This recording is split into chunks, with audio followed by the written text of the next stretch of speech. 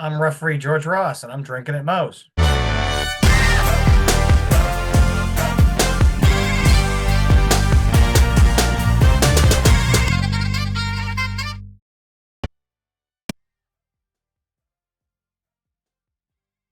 All right, everybody, taking time out before we get this show started.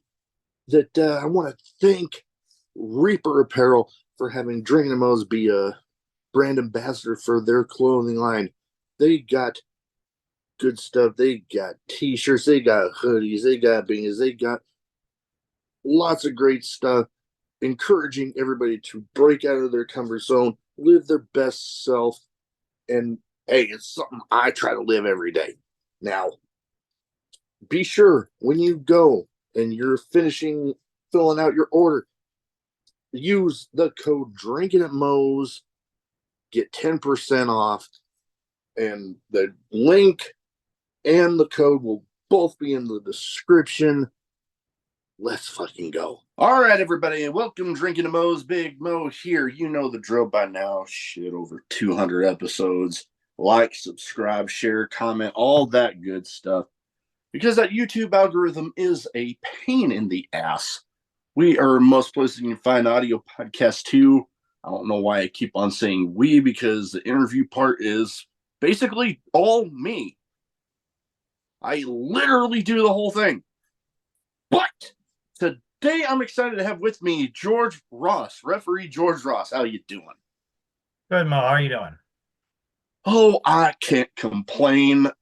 Had the chance to go to a show here in town, here in Omaha, this last Friday, and Mike Bennett was on the card, so that was pretty sweet.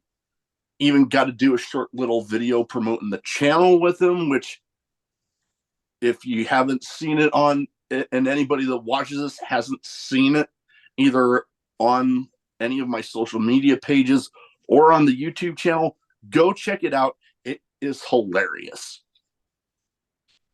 But yeah, we did the whole, I forget what AEW show it was, but him and Matt Taven were out there, and he does that whole, I'm going to ball up my fist, punch you right in the wiener, and pull you into a pile driver. We did that whole thing. So was it him and Taven teaming as OGK? That night, yes. Okay. Here in Omaha, it was just him. Okay. But I have been to a Revolver show where it was the two of them. So, and hell, I've met Bennett about 4 or 5 times now, a couple times with Taven. So, always a fun time. He's a class act every damn time I see him. Now, first thing I'd like to start off with everybody with is what got you started as a fan, and then what got you making the leap into the business? Honestly, I started watching wrestling when I was about 5 years old with my granddad on Saturday mornings. It used to come on after American Gladiators, WWF Oh, Superstars. yep, I remember those. So yeah, like because that would be after the Saturday morning cartoons too. So like it would just kind of all roll into each other. But yeah, we used to Okay. walk because my mom was a waitress, and she would always work at my granddad's restaurant on the weekends, so she was always gone.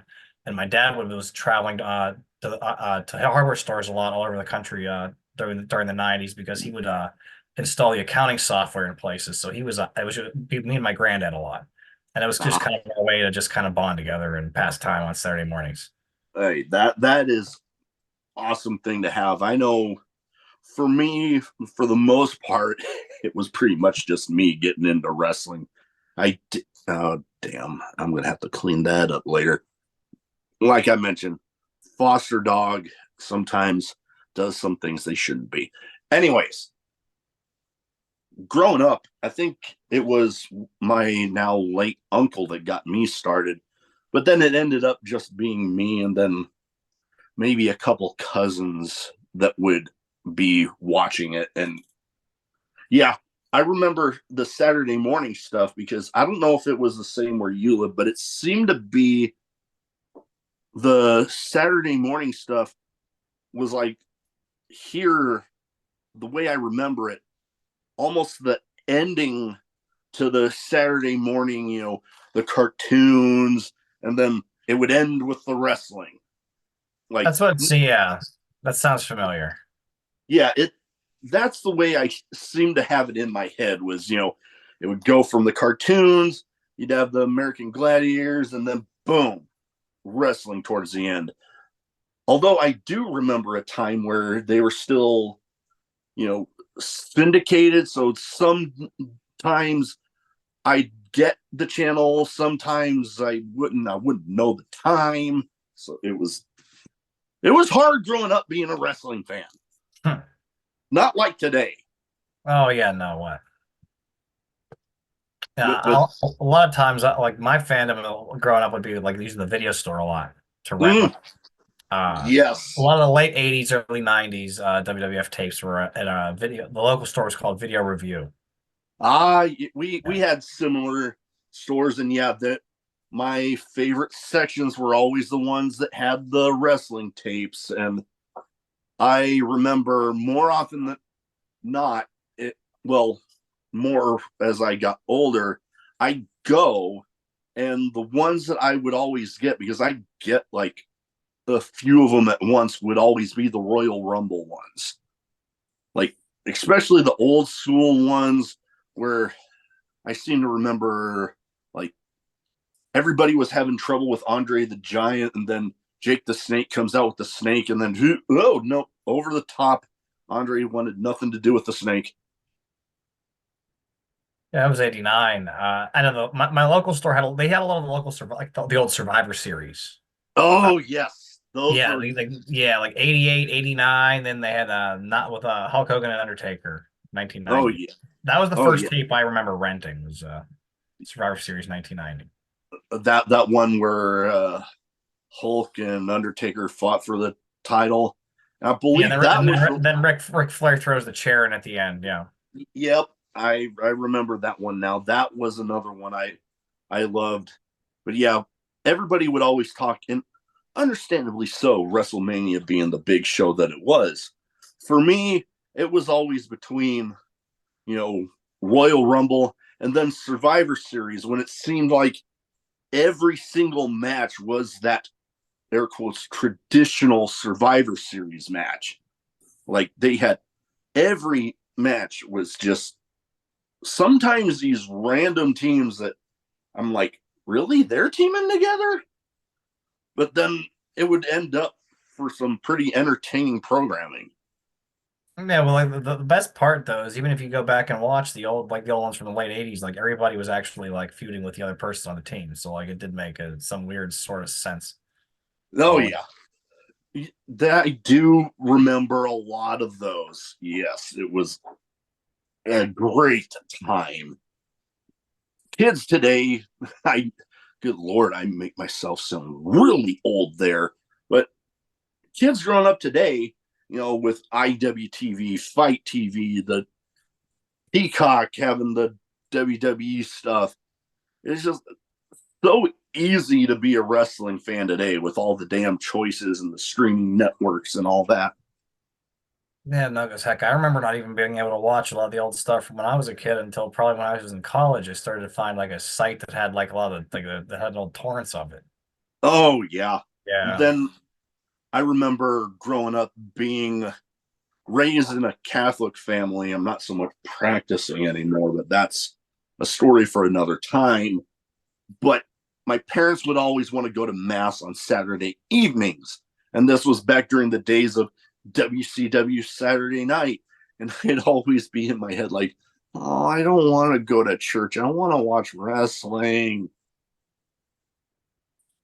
Yep. Yeah, Fun, I fun can time. understand a lot. But what was training like for you? Because this is kind of a twofold thing here.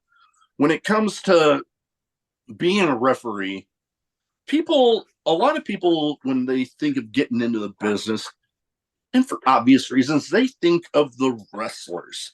They don't think of all the other parts that go into the shows. Referees being another important part of that. And you still have to go through the training that a lot of the wrestlers do, because hell, we've all seen some of the crazy bumps some of these referees are having to take. Hell, uh, I was lucky enough to meet the guy on one occasion, Tim White. His whole career was cut off because of an injury during a match. I believe a Hell in the Cell, if I'm not. Yeah, right. I didn't take the bump into the cage off the Mhm. apron. Yeah. Yeah. So, what was the training like for you? Because I know I've heard plenty of stories as far as the training is, the wrestler side of it. So up to a certain point, I was trained like the so like the way if you look at like a wrestler's curriculum, the way like I was probably trained from like the wrestlers up until like the end of the beginning part of the curriculum. Up till that point, like I know how to bump, I know how to protect myself, I know how to structure things, stuff like that. At the same time, though, like when it came to doing like more complicated bumps and sequences and things like that, they branched off and did their thing, and I kind of just started taking bookings as a referee on the indies and just kind of, learning on the fly myself. Because, like, don't get me wrong, like my trainer was able to teach me a lot, but like, we didn't have like an official referee, like, at the school Yeah. trainings. Like, a lot of it was just kind of trial and error, and like, asking, the other referees, who was ever on a show with me for feedback and stuff, and just kind of, just working that way. Um, I can see that. taking pieces here, and, of course, you got to consider the source, but thankfully we had a lot of great referees in Pittsburgh, and I got to learn from a lot of good guys. So, Oh, um, yeah. And yeah. then I'm just thinking, the one referee here in town that I've been trying to get on, but there's oftentimes I've noticed some referees getting just about as over as some of the wrestlers on the card. Like this episode, I believe I'm actually going to have out the same week as because I do two a week, that going to be the same week as the Peacock referee Jimmy Deacon out of H2O that I just talked with last night. Okay. So he gets great with the crowd. The person here, they call him Rudy Diamond, and he kind of does the old Diamond Dallas Page thing, and or I don't know if it was Jay-Z or Diamond Dallas Page that did that first, but whatever. I know there was a whole legal battle over that. But Right. sometimes, like that referee, he gets over great with the crowd. People are, you know, they'll give him shit, they'll cheer him, and like a lot of the great, either the heels or the faces, getting those reactions from the crowd. He's oftentimes getting one of the louder reactions of the night. Yeah, but I as a referee, I try not to get reactions though. Uh, That's That no, that oh, there's something to be respected of that, because I know I'm wanting to say Aubrey Edwards, the one that comes up. I've heard of people giving her crap because of some of the reactions of hers that get caught on camera, and people thinking that overshadowing the action in the ring. And it's like, I can get it in an aspect, because you're sort of there to, I guess, for the lack of a better term, kind of be in the background. Everybody's supposed to be concentrated on the wrestlers, so you don't want to take too much attention away from them. yeah, no, trust me. When I first started, I definitely had a problem of like overselling, I would say for sure, and it was something I'm still very cognizant of because of the same thing. Like I don't want to take away from the action in the ring. Anymore it's a lot more organic, and thankfully like people seem to think that my reactions are organic enough and not over the top enough to where they take away from the action to where I get any kind of heat like that. So thankfully Oh, it's a problem I'm able to avoid. that But no, like it was like it was a problem, but it's a problem that any like new referee probably goes through just because like they don't know any better. I certainly didn't. I had to figure it out myself too. yeah. And sometimes it's a bit of that trial and error sort of thing. You like I tell people when it comes to stuff to improve on the podcast, it's like, well, if you don't tell me I need to improve this or that, I'm going to keep going thinking it's fine. You tell me I can improve on it, boom, there we go. So to be able to have those people giving you the feedback, definitely important. And, sometimes learning it on your own, which there's something I'm trying to think of a good way to put it, but there's something to be said about busting your ass and doing something on your own and learning it. So then you have that satisfaction of, you know what, I didn't even need anybody to tell me how to do this. I just learned it. That's And then, not totally true though, because you got to learn. You got to get the knowledge from somewhere. I mean, whether oh, whether yeah, whether whether it's someone teaches you directly or you get it from a book or something. Like you like know, you know what, that is a good way to put it. That is a definitely better way to put it, because one way or another, whether you learn it from, directly from in person with somebody, or reading it in a book, or watching it on YouTube, one way or another, you're learning it from somebody. So I can get that. Yeah. no, because it'd be hard to like put down an exact list. There's probably like dozens of people I've probably taken bits of advice from over the Yeah. years that that I've incorporated into my what I do in the ring. But like Yep, definitely. And you know what? That's one thing about the podcast and having the people I'm talking to, because sometimes something that a thought I have in my head, you know, once somebody points out, I don't really agree with that. I see it this way. I'm like, you know what? I see your point. I definitely right now, one of those times. God, don't get me wrong though. I see your point though. I think what you're getting at is you admire the spirit of going out and they taking the initiative and learning it yourself, right? that I is a better way of putting what I was trying to say. Yes, going out, taking that initiative, not necessarily learning it on your own, because, like we said, you're always learning it from somebody, whether it was the author of the book or the person on the video. You're always, and wrestling is always a ever evolving, always learning process. There's always things you can improve on.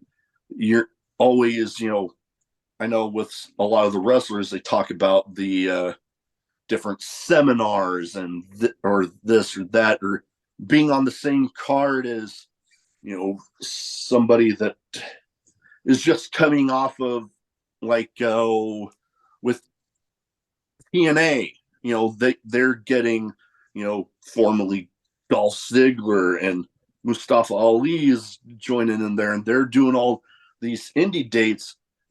Somebody that's been on those big stages and getting to learn from them. Always being able to pick somebody's brain and molding it into your own thing. Now, Northeast Wrestling, especially right now, because as of recording this, we are on the heels of WrestleMania 40, going to be in Philadelphia, and man, the buzz going on around that. But the thing that some people might not realize, because hell, I even got kind of a late start on independent wrestling. I didn't get started watching it until I was stationed in San Diego back in like 2009. But the thing that people will notice, especially if they got certain friends that go to these shows, which I have not been lucky enough to be able to do yet, but WrestleMania week is almost just as big outside of the WWE, because you got all these independent shows that are going to those areas where WrestleMania is and showing off what they got to show people. that are coming in for WrestleMania, and getting to show people that yeah, you get to see the big stars on the big show there, but you'll have some big stars here, and you'll get to sit even closer for a lot cheaper than you would trying to buy a front row ticket at WrestleMania. Yeah, no, like I mean, I have two shows myself right now. This will be my third WrestleMania weekend that I've worked. I took last year off just because I didn't feel like I took a look at what prices were like. Just even fly out to LA from where I was from was going to be like the flight was going to be $500 to and from, and I didn't want to think about how much I'd have to pay to be out there for like another 3 days on top of the hotel and everything. Yeah. Plus, SummerSlam was in Detroit, and I do a lot of shows in Detroit as it is. I was So going to say. yeah, so that's why I just figured I would just take a punt and just, that's why, SummerSlam I was able to do like 2 days then around the show as well. So Yeah, I was strongly debating going to uh WrestleMania, the last one in LA, because the people I know that are still down in Southern California were telling me, "Oh man, all you would have to do is buy that plane ticket. We'd take you everywhere." And I'm like, "Oh, you're making a very strong offer." yeah, no, I haven't figured out what I'm doing for my accommodations yet, but I will be around Philly all week. For Nice. sure. So I know I was just talking, like I mentioned, with the referee from H2O, talking about the series of shows they got going on pretty much the entire week, like yeah, every single day. they had a lot of. I think he had offered the event space to up for anybody who wanted to rent it out. And they do have a really good, impressive schedule. From the little bit that I did see, so like that's pretty awesome that for anybody to be able to get work over there, for Oh sure. yeah, I've been H2O has been very good to me with the amount of people I've had on from there. Like I know a bunch of them have been telling me about trying to come up for a show, and I'm like, man, I would love to, because all the stuff I'm seeing on IWTV, that would be something I'd love to be there for in person. And, the podcast has kind of given me that itch to, you know, be a, be a pre-show host or jump in on commentary for a little bit, even if it isn't for the whole show. I mean, just to be able to say that I joined in on commentary for some of the big promotions I see out east would be something that would definitely be a highlight. I mean, I've been featured on the pre-show for Warrior Wrestling out of Chicago, so I that started giving me that itch even more to be like, oh man, this was so much fun. I want to do more. Yeah, that's the problem. You always want to Hell, that is actually how getting some of the guests that I've had on from different parts of the country, because when I started, and I love to be able to highlight uh talent from here local, because I've become great friends with a lot of them. And I just dropped some. But I started thinking, you know what, I am gonna run out of people to talk to here sooner rather than later. And I'm like, I am having too much fun with this. I gotta try see where I can reach out. And then this was around the time they were having matches with the Briscoes and the Hardys, but the SAT, they actually liked one of my tweets, and I'm like, oh my god, I just saw a video of these guys. This might be a long shot, but here, and it stuck. And now I am, goddamn, I'm approaching 220 episodes now recorded. congratulations. Yeah, and the part I discussed with Jimmy Deacon last night is the part that makes me laugh about it is I didn't hit my 100th episode until just before last WrestleMania. And now I'm over 200, and we haven't even gotten to this WrestleMania yet. I keep a busy schedule, to say the least. But Well, one I'm glad you're able to fit me in. oh man, I I'm starting to sprinkle in some people coming back for another round. So I love telling everybody I have on they are always welcome back. No different for you. But one promotion before we get into one that I'm kind of new with, but Horror Slam. I've seen that advertised on your Facebook, and I've been lucky enough to have a few people that have gone through their doors. What has it been like for you there? Because they can be kind of an intense show. I owe a lot of my personal ethos and just everything to Horror Slam, really. Because I've been there. It'll be 5 years in May coming up, which is kind of crazy. Um, the lore is kind of interesting. I found out about Horror Slam initially it was a random bar show on a Thursday night in Akron, Ohio, that ended Hmm. up getting moved to a hibachi restaurant. Yeah, yeah, I know your face. Yeah, I have the receipts. The film's still online. I was actually watching it the other day because we're coming up on the 5 year anniversary of it. The ceiling was so low they had to bring in a low boy, and even with the low boy, they still couldn't do anything off the top rope. So, Oh and then no. there was a stage that was like about level with the ring that was like a little like taking up a corner too. So yeah, it was certainly a day. But on that show, Chuck Stein, Dirty White Boy, defended the Horror Slam Deathmatch title again. Or no, it was Peter B. Beautiful defended it against Chuck Stein. Um, so and like I don't get me wrong, I liked ECW growing up, but like I never really watched a lot of deathmatch stuff. Mm. So like the whole idea was kind of fascinating to me. So eventually I was able to talk my way into a tryout. And I just kind of stuck around. That is awesome. I mean, I have always kind of been fascinated with death matches from watching some of the old Cactus Jack and Terry Funk stuff to some of the. I remember getting a DVD of some of the Japanese stuff, which, good lord, Japanese deathmatch wrestling is a whole different fucking animal.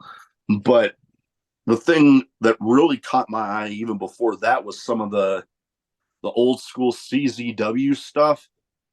And man, that like the Cage of Death shows were just nuts. And then actually getting to see my first ever like legit death match. And I say legit because it seems like there's a lot of places that'll put the word death match on a card, and it's basically just a regular hardcore match. I mean, there's some of the death match elements there, but I got to see Jake Chris versus Joel Bateman, and that was insane because they had just on that card they had just before that had a multi-person monsters ball match, so there was stuff all over the ring already. They try to clean it up. Jake rolls in and is like, fuck it, leave it, let's go. So they still had bits of tables and thumbtacks and stuff all over and just went to town. And for me getting to see my first one, I was like jaw on the floor the whole time. I felt my first Horror Slam show too, but now anymore it kind of takes a lot to really, get me going. But yeah, like I definitely remember the initial shock and awe. But like, it was definitely a morbid curiosity, and I like, because we were doing this at a bar on a Friday night. But yeah, it's No, just just different in the Midwest. oh yeah. I remember going to a no ring deathmatch show, which you talking about it being your one being in a bar. This one was in a basement bar of, and I didn't know this until I got there. but it was in the basement bar of a strip club. And yeah, that was something when I'm walking in and they direct me down the stairs and I look over for a second and boom, just hits an ass just everywhere. I'm like, okay, I am not telling my wife about this because I did not come here for that. Yeah, no, don't worry. Like, no rings have been held at weirder venues. 880 Wrestling, that's our based out of New Kensington, Pennsylvania. I'm the primary referee for them.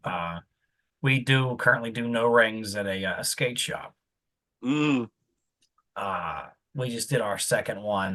No ring, no rules 2. We crowned our first no ring champion. nice. Another one scheduled for March 8th, but yeah, that's quickly becoming a thing. But yeah, no, MV Young's always been kind of known to have his own, he's always been doing the no ring thing ever since I met him. So Yeah, that was a first for me. And the promotion ended up going on a little bit of a hiatus, but it sounds like they're going to be making their return. I mean, I was told for a while to keep it secret, but I mean, it's already on social media now. But Mid Death Pro coming back, and I believe it's actually on 420, which they definitely themed the show appropriately. I'll just say that. yeah, no, I can tell you that day I'll be in West Newton, Pennsylvania already. So it'll be the day after my birthday. So Ah, yeah. well, happy early birthday. I know we got a little bit until that time. Coincidentally, 420 is actually the day that I ended up proposing to my now wife. I didn't plan on it.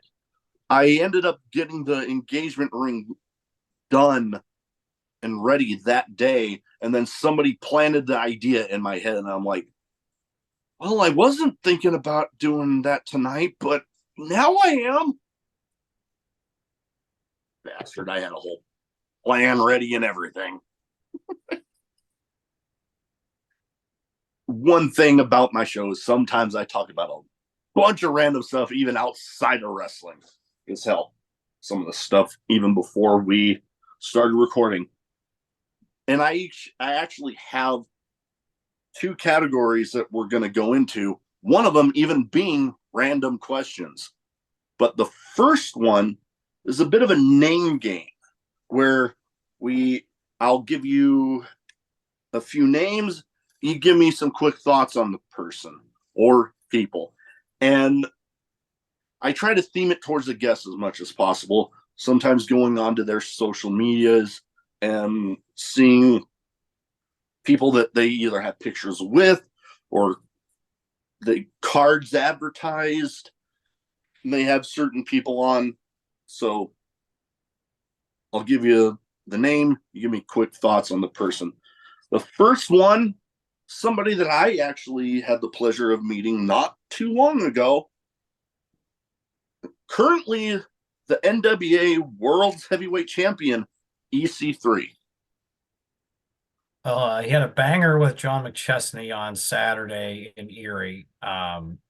Honestly, probably one of the best characters of the past 10 years. Um, Probably like one of my favorite EC3 moments is probably the 2016 double turn with Matt Hardy. Mm. When Matt becomes Big Money Matt. Ah, yeah. Yeah, but no, that sequence of 2 matches is great. But no, I currently work for the NWA territory in Cleveland.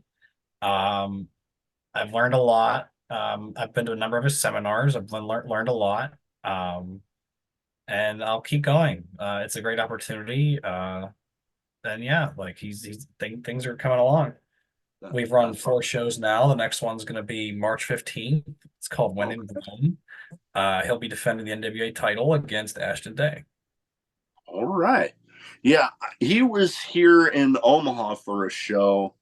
It was a triple threat between the promotion's champion and Tyler Breeze. And I tried to ask him about coming on the podcast, and I'll I'll give him the respect for this. He was completely honest with me. He said, that's going to be expensive. I'm like, oh, okay. Because until I end up getting more sponsors, some of the people that are going to be, charging people, I can't really do that right now. At the same time, there's definitely some drawing power there, brother. In Erie, Pennsylvania on Saturday, we did 850 fans, and Oh, the first time the NWA title had been defended in Erie in 71 years. ooh, wow. Yep, since That is awesome. 1953. Yep. Yeah, no, I'm not going to deny that having a guy the caliber of EC3 coming on my podcast definitely would be huge.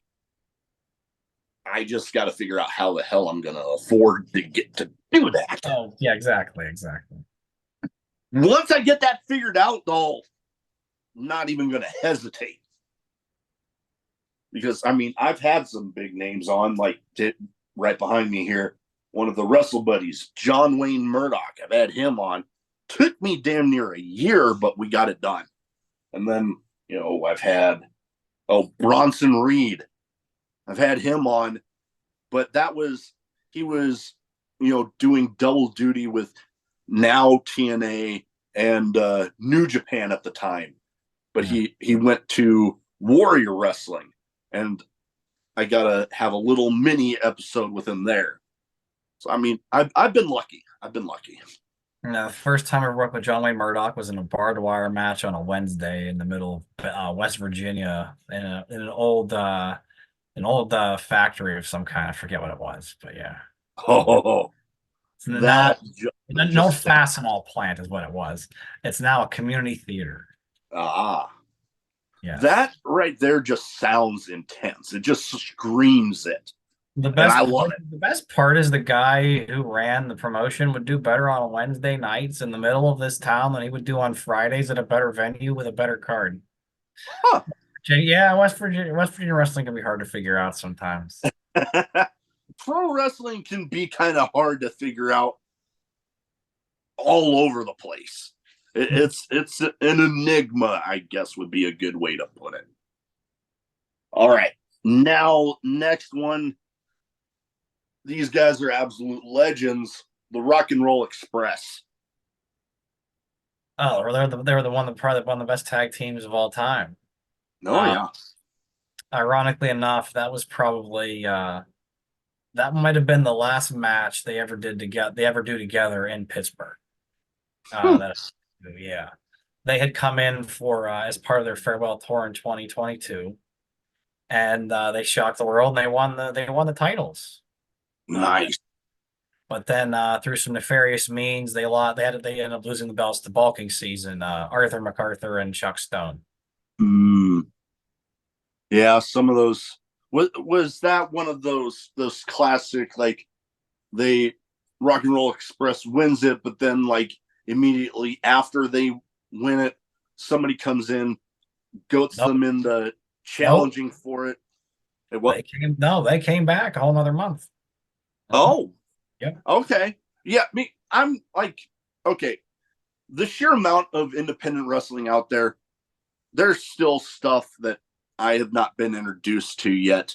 So that particular match, I want to go watch it because, I mean, both of them, where they won and where they lost the titles, because, I mean, Rock and Roll Express, even today, classic stuff all across the board. Well, I've gotten to do seminars with Ricky Morton a number of times, and they're awesome. He's a fountain of knowledge. He knows so much. Oh, that he does. And you're crazy if you don't take advantage of it. Oh, totally.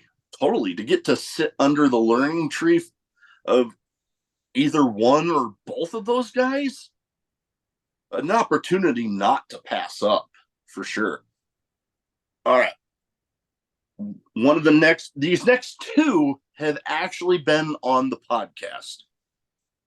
First one, he tried to downplay me calling him a legend, Madman Pondo. Oh, geez. There was one time Madman Pondo told me I looked like an abusive guy out of a mafia movie because I was walking around backstage wearing a wife beater and just carrying around my belt because had lost a belt at another show and I didn't want to lose it. But yeah, Pondo cracks me up. He's one of the funniest guys you'll ever meet. And the fact that he's still going and doing what he's doing is insane. But yeah, no, Pondo's always it's always great to see Pondo. Oh yeah, he was a pleasure to have on, and the the thing that gets me still smiling about it is he, like I said, he tried to downplay me calling him a legend, and I was like, I respect wanting to be humble, but when people think of like Mount Rushmores of deathmatch wrestling, more often than not, you're on there for most people. Then you're on mine. So good on you for being humble, but you're a legend. Yeah, and I think the first time I ever saw Pondo, he took a light tube halo spot from Chuck Stein, and it was crazy. Yeah, I've been that no ring deathmatch show I went to. I was thankful I was wearing closed toed shoes because this was in the summer, but I had that connector piece at the end of a light tube fly off and hit me in the foot. That's always like one of the fun parts of being a deathmatch referee is moving out the big shards and the bigger pieces of like that out of the way so the guys don't land on them. Oh yeah, and hell, even then, I've heard of people that have had glass used in death matches, and they'll be in showers sometimes a week or two later, Oh, and they'll, longer than that. oh yeah, no, It'll be months later, man. Like, oh yeah, no, week or two was kind of a conservative estimate. I've definitely heard stories of like a while after, and all of a sudden, you know, piece of glass popping out while they're in the shower and stuff. no, that's why I'm glad that like the one time I did have to have stitches, we were able to get the glass out pretty quick. So like, yeah, but That I can imagine. yes. Now, uh, last but not least, here, this guy, a legend in his own right, and he's still going. Legend, as in one of the premier independent wrestling tag teams, going back, I forget to what date now. I've had so many people on, my mind gets fuzzy sometimes. But one half of the original Backseat Boys, Johnny Cashmere. Never actually met Johnny Cashmere. Uh, I saw a poster with him, and I believe his new Backseat yeah, no, Boys. okay, so I I think believe, it's coming up. yeah, that's gonna be, I believe, for the May revenge date, as Yeah.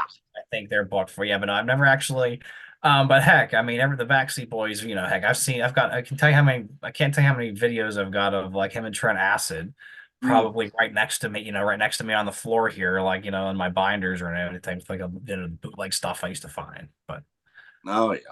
but yeah, No. no, yeah, no, it'll definitely be cool to meet him for sure. Oh yeah. He was a pleasure to talk to. And I've got to talk to him a handful of times. He wanted to keep in touch to, you know, see how my journey with this podcast keeps going.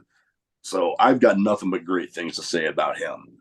Now, here on to the random questions. Some might be wrestling related, some might not be, some might have absolutely nothing to do with anything we've talked about so far.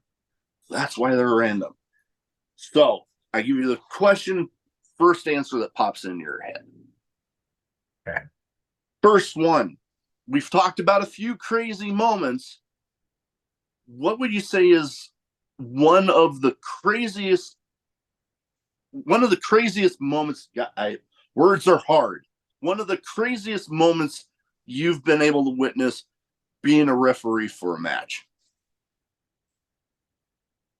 Oh, geez, oh man, that's kind of hard. I can imagine there's any number of stuff that you. I can tell you a few weeks ago, we literally did a D20 roll for initiative in a match. Probably never heard that, but yeah, that happened. Trying to think. Yeah, I've seen a lot of crazy deathmatch spots, obviously. I've seen guys jump off buildings, I've seen guys jump off trucks.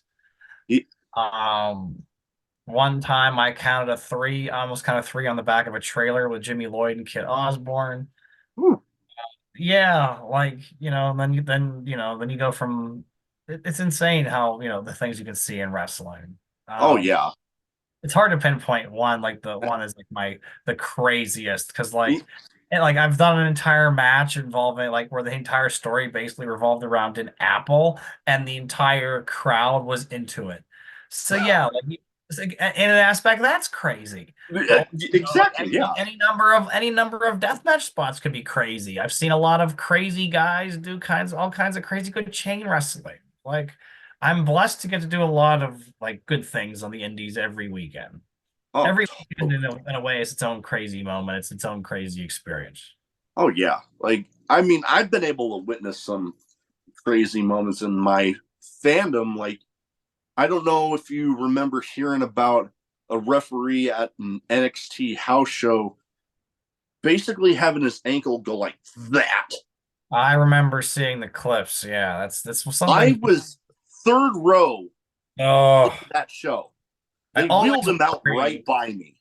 Not gonna lie, there's always a small part of my brain that always worries that something like that will happen to me. But I understandable. And then Lord, I'm trying to remember. Crazy like people jumping off of stuff. The last Revolver show I went to, it was Second Gear Crew versus Alex Colon, Ricky Shane Page, and Macklin. And Matthew Justice is jumping off of a scaffold. Steve Macklin swinging a section of half a door and just whacking people in the head with it. Uh, I've seen some insane stuff. I've heard some insane stories going back to, I believe it was Lloyd Anawai told me about in the original ECW, he was having a match against New Jack, and they were told about not destroying certain things. I forget the whole story, but they proceeded to both of them go through a wall, and then Paul Heyman yells at them after the match. I've been That's why I keep that question in there because I've heard some wacky shit. well, things happen. Yeah, things happen. Things happen. All right. Now, before we recorded, we kind of mentioned about, you know, I have, I have both dogs and cats. You mentioned about the cat. Would you consider yourself more of a cat or a dog person? More a dog person, honestly. It's just I'm on the road a lot on the weekends, both that and with my job. So it just wouldn't be humanely fair for me to have a dog. Understand. Dogs are just a bit more high maintenance and it wouldn't be fair. Like I can leave, although now it'd be a little bit different because I have a roommate now again, but for the longest, like I could count on being able to leave my cat alone for 2 or 3 days. He's pretty low maintenance and I can come back and I know he'll be okay. Yeah, I Uh, understandable. Yeah, because I that's what the know we automatic do the feeder. same thing with our cats. Yeah, the automatic feeder is amazing. It's what's on. Oh yeah, totally. All right. Now, I always kind of get a laugh at it when I hear people talking about big sums of money, when like the lottery gets to an extravagant amount. And I hear people talking about either, oh, can you imagine ever having that much money? Or, oh, you can never spend that much money. And I always tell them, watch me. But it comes to a term that I like to call fuck it money, where it's like you had some items, some events that you probably never thought you'd be able to afford to do. But now there's a whole ton of money So you can be like, fuck it, I want to do it now. What is one of the first things you would do if you had what I like to call fuck it money? I would love to buy my own building, be able to run my own shows. That But would be sweet. I don't know. I'm a simple guy. I don't really need to go like, I don't need to go on I love to go to Greece. I'm Greek, so Ah, I've never had the chance to go. My sister had the chance to go on her honeymoon. She said it was amazing. nice. Um, yeah, like honestly, like, if I had the chance to travel, like, I don't know, if I got the chance to travel and make more tapings to be able to, try to get on television, that'd be great too. But Hey, that would be yeah, cool. honestly, like as long as I could pay off my debts and keep my house, I'd be fine. Hey, that's a smart thing. I know. Bringing up Greece, I have actually been there. Loved it. Like I remember having a euro over there, and for the longest time over here, after I refused to eat them because I'm like, there is no way it's going to be as good as it was over there. And then I started having them certain places, and not one of my favorite foods, to be honest. Oh, brother, growing up, that's barely scratching the surface. Like my Oh, mom's half Greek, so like, we get everything. oh, I can On imagine. Sunday evenings growing up was like usually at my at at her would be dinner at her side of the family's house, and that was the Greek side. So Mm, yeah, we ate I, good all the delicacies too. though I can imagine. Man, I'm getting hungry just talking about it. All right. Now, with the name of a show like I have, I would feel weird if I did not have this question on here. Favorite drink, whether it be alcoholic or non, or one of each, because I know I've had plenty of people on that don't drink for whatever reason. So I try to be respectful and leave it kind of open. I used to drink, not so much anymore. I like sours if we're gonna have to really go down the beer route, but honestly anymore, I like chocolate milk or liquid death, to be honest with you. So Chocolate milk is always a solid choice. I yeah. cannot argue that. I'm a bit of a Dr. Pepper fiend myself.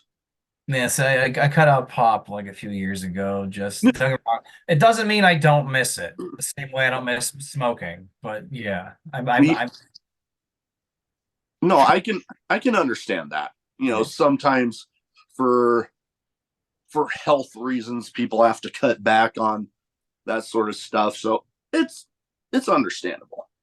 I know me. I mean, I long had my times where I drank a ton. I don't really go to that level anymore, but I still I am what I like to call an equal opportunity drinker. Somebody's saying, "Hey, you need to try this." I'll try it, and if I like it from there, cool. I'll have it If we again. have to go beer, I guess anymore, just because I'm cheap and just because it always seems to be widely available, probably Modelo. Okay. Especially like when you have 10 hours to kill in the Las Vegas airport because you couldn't get a flight home sooner. Yeah. Ah, Yep. understandable. I mean, Hmm. Modelo is a solid choice, anyways. Red eyes are terrible. I hate red eyes. It's the So worst. I have been lucky enough that I have yet to ever be on one. I don't think I'll ever choose to be on one. Good call. Trust me. All right. Now, last but not least, here, best advice you have for anybody wanting to get into wrestling. Okay. The best advice for anybody who wants to get into wrestling is to find somebody in wrestling that is probably, that you might know. Whether you went to school with or whoever. I promise it's not that hard. There's a lot of us now. For instance, I was able to get the advice I got for my wrestling school I went to came from my sister's ex-boyfriend who happened to referee for Ring of Honor. Hmm. Yeah, it's a smaller world than you think. But honestly, ask around, find the most credible wrestling school you can find, and go get trained. But first things first, don't go broke doing it. Try to make sure you have a stable employment situation first, and make sure that you can afford it because it's not going to be cheap. I know, I personally paid $1,000 as Mm, part of my training. That was the non-wrestler rate. But like I don't know, depending on which school you go to, they may not have a non-wrestler rate. But like if you want to do it, like make sure you have the money, make sure you have some time to be willing to commit. definitely. Yeah, So it's gonna be one of go get those trained and times. respect, yeah, but like go get trained and just do it right and respect the business. Definitely. Yeah, because I have seen too many times, especially some spots a little more local to me, where there's people on the card that you're like questioning yourself if they got legit training because they're just There's awful. no, I know, I know, but yeah. But yeah, that is about all I have. One of my other foster dogs decided to come and join me. This is a first. Anyways, before we go, where can people find you social media wise so if they don't already have their eyes on you and the places you're going to work, where they can go ahead and get their eyes on you? So basically, I'm still a caveman in a sense. I only have Facebook. I don't have Instagram. I don't have Twitter/X. I don't have Snapchat and other stuff. But if you can type in Ref George Ross. Otherwise, my last name it's George Z as in zebra A, V as in Victor A, D as in dog AK. That's Zavadak. You'll All never say it right. Don't worry, I won't expect you to. No. right. Uh, Well, but yeah, one no, of my oh, go I'm ahead. all over Pittsburgh. I do shows in Cleveland. I do shows in Detroit. I will be in Philadelphia for WrestleMania. Um, I know I still have ambitions this year of trying to go to Canada. I do have, and I know as crazy as it sounds, I don't care. I have ambitions of going to Japan one day, hopefully. That would be sweet. I've only ever on my deployment we were anchored off of Japan for a while, so I could see it. I just never actually been feet on the ground. Right. But no, like I have big plans. This already in 2024, I've probably had a better 2024 than a lot of people ever have in their careers, but I don't care. I like to dream big and I like to act big, and that's why I'm always on the road. So Hey, I'm gonna keep moving and I'm gonna keep trying to, get to where I want to go. definitely nothing wrong with that at all. I know, hell, I've had plenty of times with the podcast dreaming big, and like somebody once told me, the answer is always no if you don't ask. So I just It's keep true. asking. But that is about all I have. Thank you again for taking the time to talk to me tonight. I think my dogs are trying to tell me they're hungry, so I better go get them taken care of. Again, thank you. Best of luck out there with 2024, from WrestleMania week and beyond. Definitely. Thank you for having me on.